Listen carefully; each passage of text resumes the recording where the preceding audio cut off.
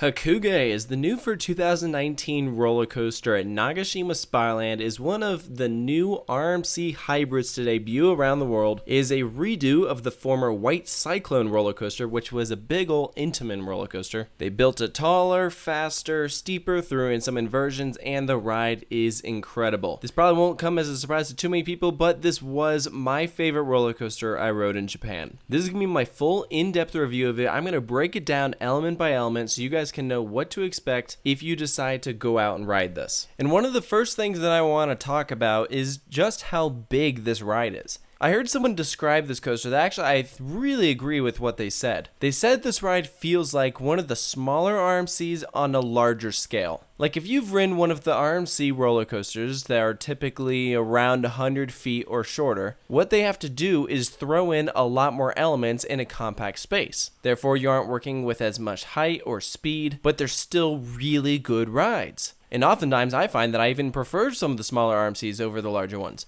But this one, really the only thing about it that is huge is that first drop. Yes, when you're looking at it, you can see that, yeah, the elements are pretty big. But when you're actually riding it, everything is just thrown at you non-stop. It's that classic RMC feel where you're just being whipped from one element to another. If you've ridden an RMC hybrid that has the first generation RMC trains, there's a good chance you know what this ride feels like. You just kind of have to piece together the different elements that you've experienced and think of them in form of this layout that Hakugei has. Because the forces in itself are not that different from some of the other rides. If there was anything though that I think this coaster does exceptionally well is pacing, which I know might surprise some people because I know as soon as the POV video comes out, everyone loves to judge the ride strictly based off of that one video, which is often a test run when the coaster hasn't even warmed up yet. But let me tell you, when I rode Hakugei, it was hauling. This thing flew through the layout. Just watch the footage that you're seeing right now. This coaster was crazy. I've done a lot of roller coasters and this one still blew my mind after riding it. This is also one of the few RMCs that I would say I preferred in the front as opposed to the back. Those of you who follow my channel know that I am typically a backseat rider. That's always where I prefer to ride. This coaster, the only thing it does better in the back is the first drop, which is kind of expected.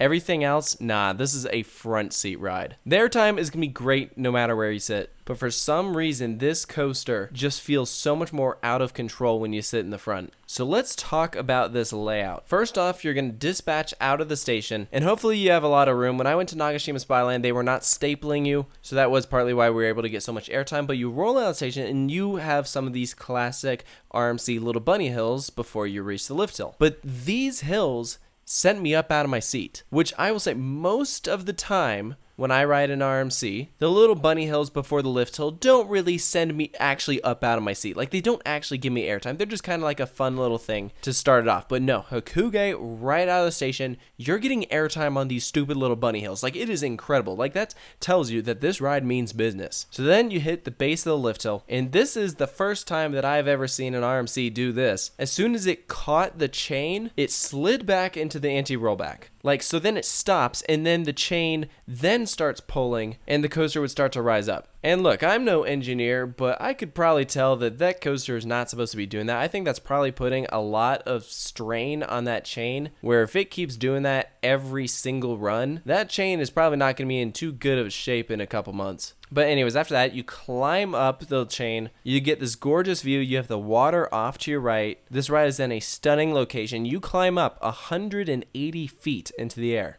Then you hit a flat turn, and you have some speed as you're going into that, and then you crest over this drop. You are going to descend at an 80-degree angle, and man, you are going to get flung up out of your seat on this drop. Tons and tons of airtime. It is heavenly. You hit your max speed of 67 miles per hour, and the first thing you do is a double up.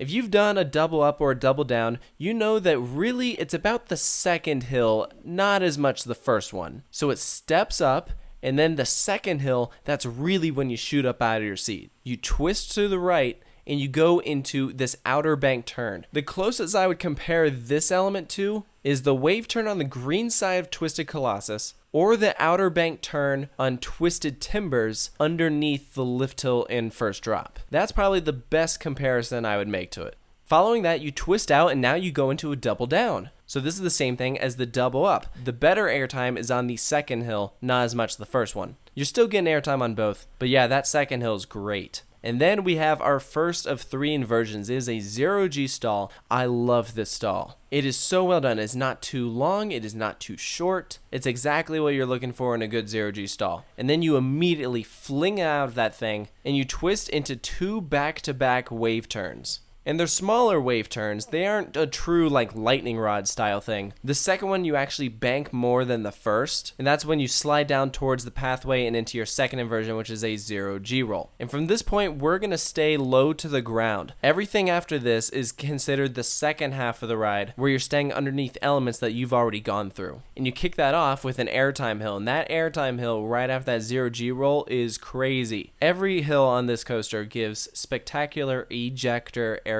There's not a bad moment on this ride. So anyone who tells you this coaster has a bad layout should go out and ride it themselves and then tell you that, because that is not the case. This coaster's layout is fantastic. So now we're going to swoop to the left. Again, you're staying underneath the structure. So when you were on top, you were swooping to the right. So now you're going the opposite direction. You go into a few more bank turns, up into another airtime hill, an outer bank turn. Not as good as the first one, but still great. And then you have a 0G roll and a few bunny hills into the brake run. Every time I got off Hakugei, I was floored. It seemed like the more I rode it, the better and better it got. I was even so fortunate as to get a rain ride on it, and that was painful. But I wouldn't change it for anything. It was great. Unfortunately, I did not get a night ride on it. The part closed before it was pitch black. The closest I got was I did get a sunset ride on it, and that was really enjoyable. It really did make me wish I could ride it at night. I also really liked the lighting that it had down at the base, because it was subtle, but it was classy. Like, it wasn't too much, but it was just enough. The ride is already gorgeous. I mean, as you're seeing this, when it's up against that blue sky, it is the most stunning coaster ever. A few final things that I want to mention before I get to the final score. When you go to ride this, you will have to put your bags in a locker, but they are free. They're actually located underneath the station. You'll get a key that you'll wear in a little bracelet on your arm. It is worth knowing, though, that they do have a small little loose article bin on the other side where you can put your phone in there. I also thought it was funny, right before you dispatch, the ride ops go up to you with this big old sign that shows you how to hold on to the ride. Like, it basically, they're telling you,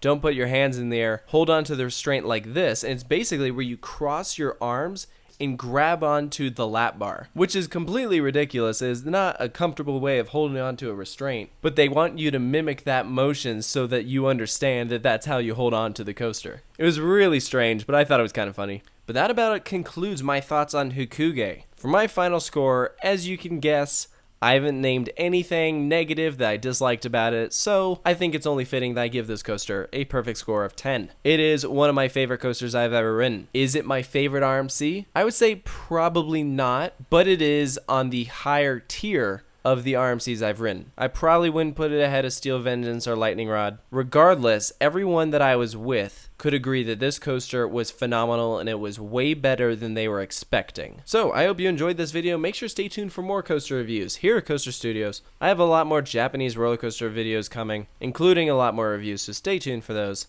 We'll see you next time.